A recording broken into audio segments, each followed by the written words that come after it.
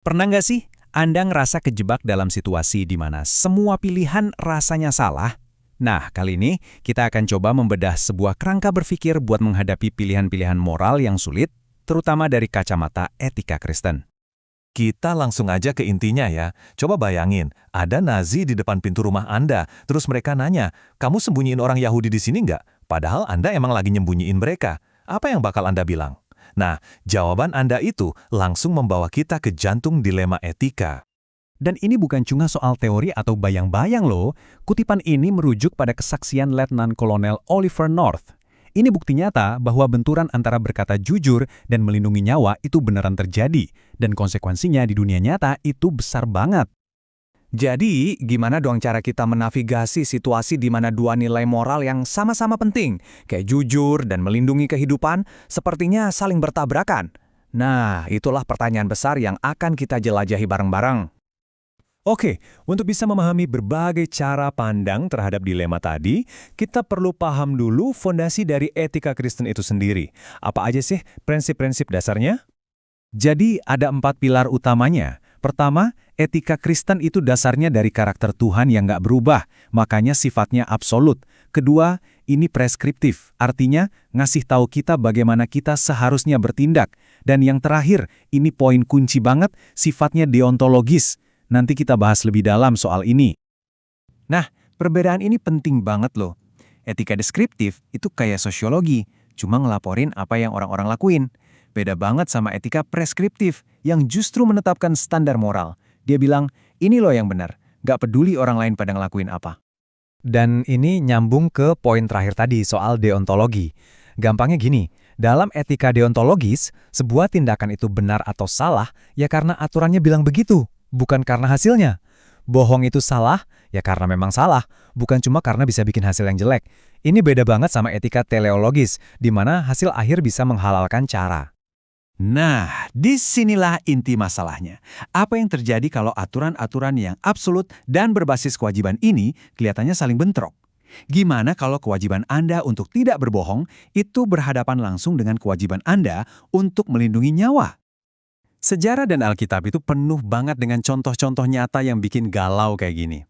Corrie ten Boom, dia berbohong demi menyelamatkan orang Yahudi dari kejaran Nazi. Para bidan Ibrani menentang perintah Firaun untuk membunuh bayi laki-laki. Mereka semua dihadapkan pada pilihan yang mustahil antara dua perintah moral yang saling bertentangan. Nah, untuk mencoba menjawab konflik-konflik semacam ini, para teolog dan filsuf sudah mengembangkan beberapa kerangka berpikir yang beda-beda. Yuk kita bedah 6 pendekatan utamanya. Anggap aja ini kayak peta jalan buat kita ngambil keputusan moral. Diagram alur ini mengelompokkan 6 pandangan utama yang semuanya berakar dari satu pertanyaan fundamental yang sama. Jawaban Anda untuk pertanyaan ini akan menempatkan Anda di salah satu dari 2 cabang utama di pohon keputusan ini. Apakah ada yang namanya benar dan salah yang objektif dan absolut, atau semuanya itu relatif?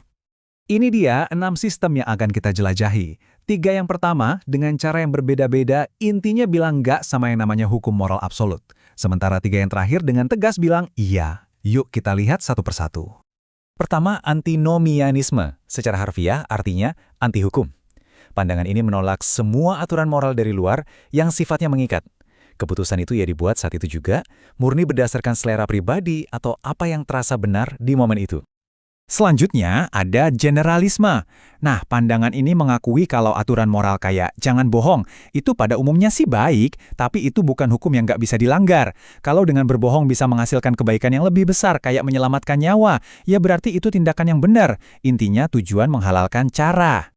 Terus ada situasionisme. Wah, ini menarik nih, kayak jalan tengah gitu. Pandangan ini bilang ada satu kok hukum yang absolut, yaitu kasih. Semua yang lain, jujur, setia, taat, itu bisa dikesampingkan kalau kasih menuntutnya. Jadi dalam kasus kita tadi, berbohong untuk menyelamatkan nyawa itu bukan cuma boleh, tapi jadi sebuah kewajiban. Karena itu adalah tindakan yang paling menunjukkan kasih. Nah, sekarang kita pindah ke kubu yang percaya sama banyaknya hukum absolut. Yang pertama, absolutisme tanpa pengecualian. Aliran ini berpendapat kalau konflik-konflik moral itu cuma kelihatannya aja nyata, padahal aslinya enggak. Selalu ada jalan keluar ketiga di mana Anda nggak perlu melanggar hukum moral apapun. Menurut pandangan ini, bohong itu selalu salah. Titik. Kalau absolutisme yang bertentangan, mereka mengakui kalau kita ini hidup di dunia yang nggak sempurna, di mana kadang-kadang kewajiban moral kita itu beneran saling bertabrakan. Nah, dalam kasus ini, Anda dihadapkan pada pilihan yang tragis. Anda harus melanggar satu perintah demi menaati perintah yang lain. Tugas Anda adalah memilih kejahatan yang lebih ringan, misalnya berbohong untuk menyelamatkan nyawa, lalu setelah itu minta ampun atas pelanggaran yang terpaksa Anda lakukan. Terakhir, kita sampai di absolutisme bertingkat. Pandangan ini setuju kalau ada banyak hukum absolut, tapi hukum-hukum itu diatur dalam sebuah hierarki atau tingkatan. Contohnya, kewajiban untuk melindungi hidup itu lebih tinggi daripada kewajiban untuk berkata jujur. Jadi, pas keduanya bentrok, Anda wajib menaati hukum yang lebih tinggi. Dan yang paling penting, Anda nggak dianggap bersalah karena melanggar hukum yang lebih rendah demi menaati yang lebih tinggi.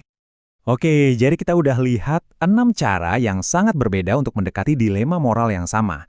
Coba kita rangkum sebentar ya, biar makin jelas. Nah, slide ini ngerangkum semuanya dengan pas banget. Pilihannya itu bervariasi ya, mulai dari yang nggak percaya ada hukum sama sekali, sampai yang percaya cuma ada satu hukum. Ada juga yang percaya ada banyak hukum, tapi nggak mungkin bentrok, sampai yang percaya hukum itu bisa bentrok dan kita harus pilih kejahatan yang lebih ringan. Atau bahkan ada yang percaya hukum itu bertingkat dan kita harus pilih kebaikan yang lebih tinggi. Masing-masing nawarin jalur yang beda saat kita dihadapkan sama pilihan sulit. Jadi, kita kembali lagi ke pertanyaan awal, tapi sekarang dengan bekal pemahaman yang lebih kaya tentang berbagai cara untuk menjawabnya. Ternyata nggak ada jawaban yang gampang ya. Kerangka-kerangka ini bukan ngasih contekan jawaban, tapi lebih sebagai alat untuk kita berpikir. Jadi pertanyaan terakhir untuk Anda renungkan, ketika nilai-nilai fundamental yang Anda pegang itu berbenturan, apa yang menjadi kompas pilihan Anda?